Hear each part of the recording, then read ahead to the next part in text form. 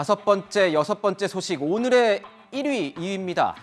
지난 3월이죠. 이 대선 직후 친구 권력 정면 충돌로 전국이 얼어붙었던 적이 있습니다. 기억하실 겁니다. 당시 그 국면에서 문재인 대통령은 참모들에게 이 정권 이양 작업이 최대한 원활하게 이루어지도록 최대한 협조하라고 했었죠.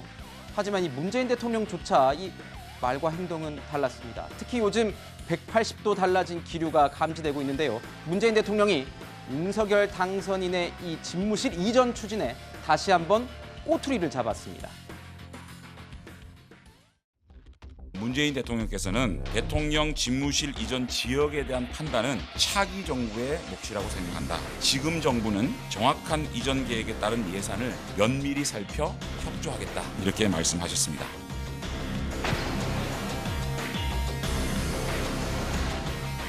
저는 개인적으로는 지금 새 정부의 집무실 이전 계획이 별로 마땅치 않게 생각이 됩니다.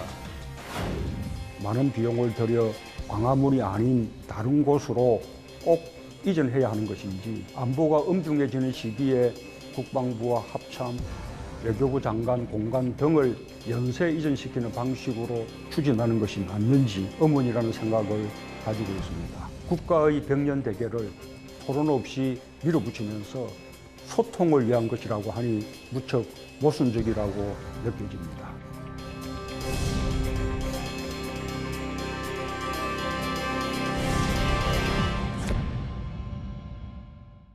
네, 보신 것처럼 이 문재인 대통령이 대통령 집무실 이전 반대 국민 청원에 직접 답변을 했습니다. 퇴임을 열흘 남짓 앞둔 대통령이 후임자를 이렇게 비판하는 상황. 국장님께 여쭤보겠습니다. 이런 상황이 이례적인 겁니까? 그전에도 이런 상황이 있었습니까? 아니, 이례적인 정도가 아니고요. 단 한 번도 없었죠.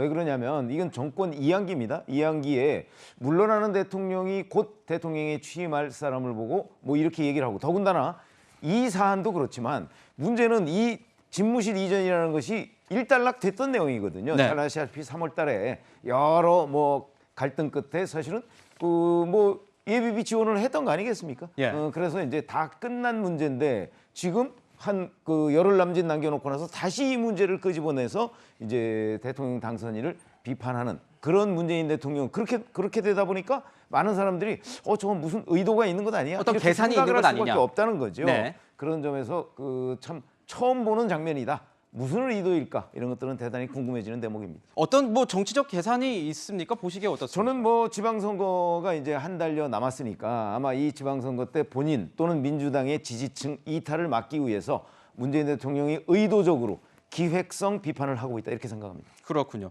자, 국민의힘 측에서도요, 이 문 대통령의 이런 비판에 즉각 반응을 보였습니다. 대통령 집무실과 관련된 청원에 꼭 이전을 해야 하는 것인지 의문이라는 답변을 내놓았습니다. 새 정부 출범이 이제 열흘 남짓 남았고 집무실 이전에 대해서는 이미 준비가 시작됐음에도 뒤늦게 사실상 반대를 언급하며 다시 한번 어깃장을 놓고 있습니다. 자, 어깃장을 놨다 이렇게 얘기를 했는데요. 저희가 준비한 그래픽 좀 보겠습니다. 청와대 이전 TF에 나온 입장문입니다. 인수위죠. 문 대통령, 독재와 권위주의 권력이 이 마지막 대통령으로서 남은 임기 동안 국민께 예의를 지키길 바란다. 그러니까 문 대통령을 겨냥해서 독재와 권위주의 마지막 권력자 뭐 이렇게 표현을 한 것 같은데요. 교수님, 발언 수위가 굉장히 높습니다. 양측이 다 높아요. 제가 볼 때는 격앙된 상황인 것 같고요. 네. 다 아시겠습니다만 인수위 초기부터 또 이제 권성동 그 당시에 이제 의원이 얘기가 나오는데 소위 문재인 대통령이 사면권 문제, 인사권 문제와 관련해서 문제 제기를 했었죠. 그러니까 대통령의 고유한 권한에서 문제 제기하면서부터 계속 갈등이 많았던 측면들이 꽤 있었었고요. 이번 문제도 마찬가지인데 문재인 대통령은 두 가지 측면에서 생각하는 것 같아요.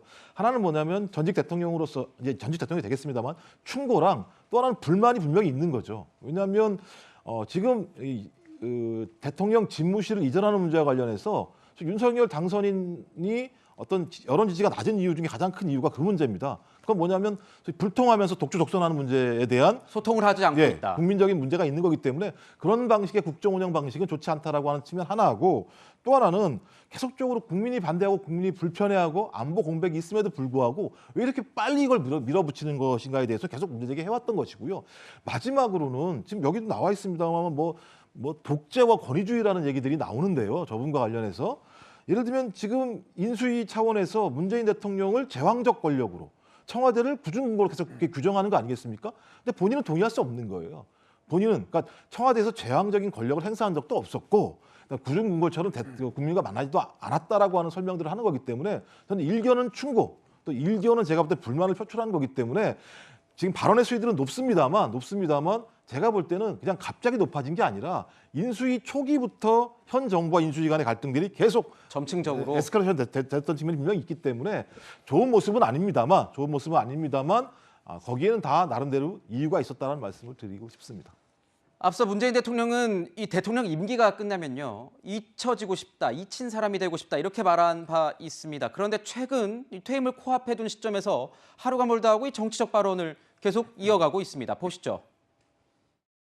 대통령 끝나고 나면 그냥 잊혀진 사람으로 그렇게 돌아가고 싶고요.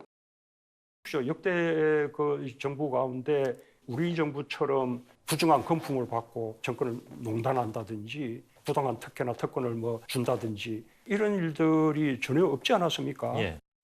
아니 근데 그거는 뭐 비판의 문제가 아니죠. 왜 예. 비판합니까? 자, 지금 보면은 뭐 이 6일 지방선거를 한 달 앞둔 상황이니만큼 이 문재인 대통령의 이런 계속된 발언들, 정치적 해석을 낳는 발언들이 뭔가 말씀해 주신 것처럼 뭔가 정치적 계산이 있는 것 아니겠느냐, 지지층 결집을 위한 것 아니겠느냐 이런 상황, 이런 얘기들이 좀 나오고 있습니다.